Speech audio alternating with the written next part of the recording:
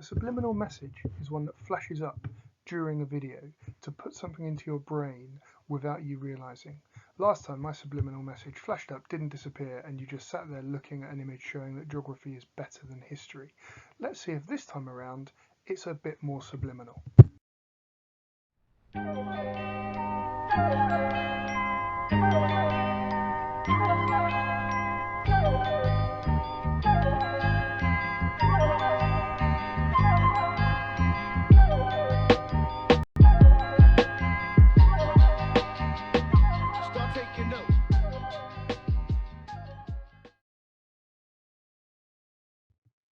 So hopefully that worked. You know the drill, stay at home, call your relatives. I hope everybody's elderly relatives are well, and make sure you're doing your home learning. It's a lot more obvious to me now with the Do Now quiz being on forms.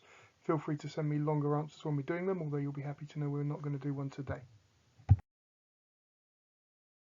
So use the link in the description or the link in ePraise to find the quiz on Microsoft Forms and get it done. And the answers come up straight away, which is great.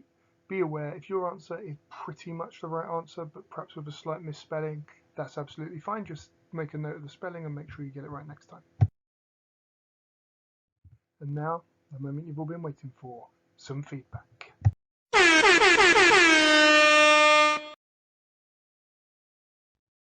if we have a look at Charlie's first, structure is excellent. He's been well taught, so he knows how to structure these answers. What's missing is some specific knowledge needed to make sure Charlie's moving towards level 3. Chains of reasoning there, structure's really good, as I've said, but it needs specific knowledge.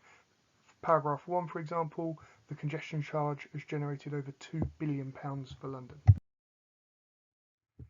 Emily's produced a really good answer here. She's included that specific knowledge throughout the answer, which is great, helps her to get to level 3. She's added further development to her chains of reasoning in green pen based on the model answer from last time, which is brilliant. She's identified where the gaps are and she's worked to close those gaps, and she's put in an excellent conclusion. With the green pen improvements, this is a 9-mark answer. Emily wasn't particularly happy about it when she emailed it over, didn't enjoy writing it. The thing to remember is they don't need to be perfect answers now, they need to be perfect by summer 2021. And finally, Zander. Zander responded to specific feedback given on the video from a few weeks back. He has quantified the extent in his introduction. If the question asks, to what extent, make a decision. Is it to a moderate extent, to some extent, to a large extent, to a complete extent? Make sure you include that. He's also incorporated that specific knowledge, and he's included a good chain of reasoning. So overall, a really strong answer again.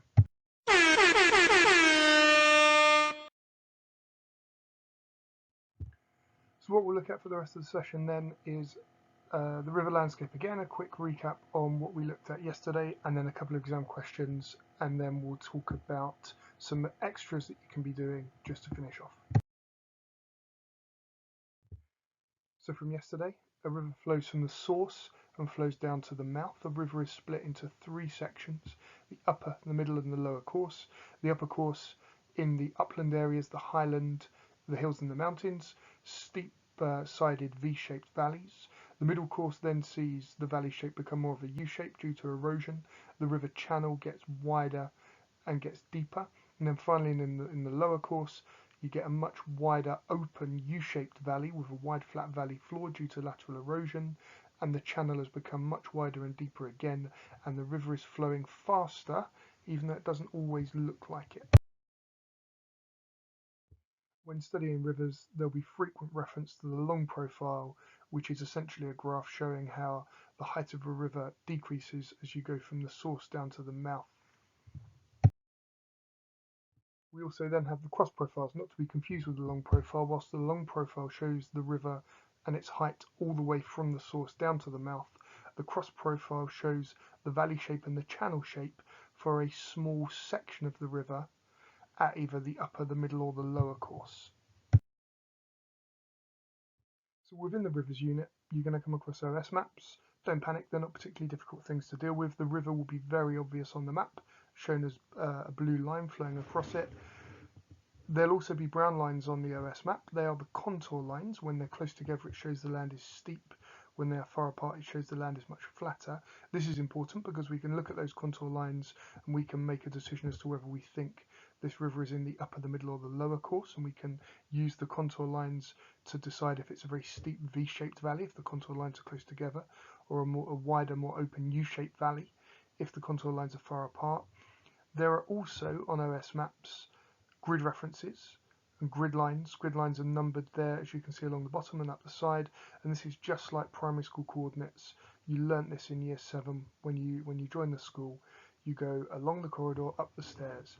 The river meanders throughout the map that we're looking at here, but we can see particularly in, say, grid square 4956, where the meandering is really obvious. So first task then, I want you to take a couple of minutes. I want you to look at the map. I want you to look at the river flowing along the map, or the two rivers flowing along this map. I want you to look at the contour lines, and I want you to work out which of the letters A to D match up to which of the keywords: watershed, confluence, tributary, and source. Pause, note those things down, and we'll check in a moment. Now you can check your answers. A is a tributary, a small stream that joins onto the main river. B is the source, where a river starts. C is a confluence, where two rivers or streams meet. And D is the watershed, the area of highland in between two rivers or two drainage basins. So, a slightly bigger exam question.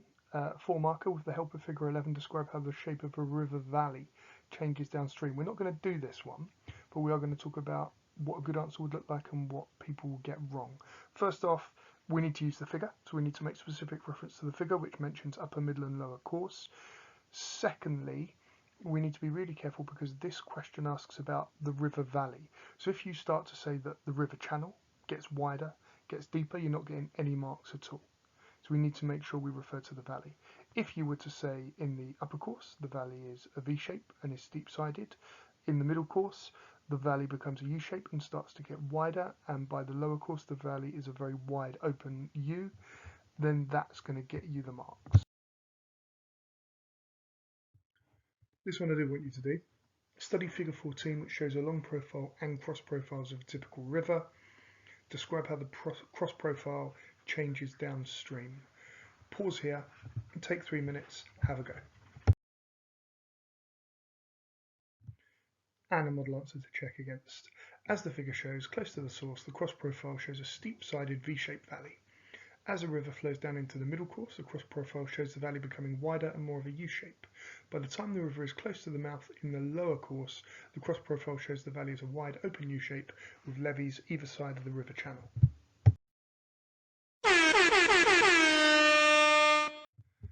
And that's us for today, but exciting times, as well as being able to do the work that we've sat and gone through during the course of